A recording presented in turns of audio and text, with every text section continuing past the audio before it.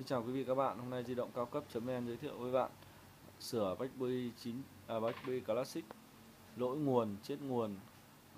Có rất nhiều BlackBerry Classic hiện nay bị lỗi không nhận pin, không nhận nguồn, chết nguồn do sạc không đúng sạc và rơi vào nước, vân vân vân. Nói chung là có rất là nhiều lỗi dẫn đến hiện tượng chết nguồn của BlackBerry Classic.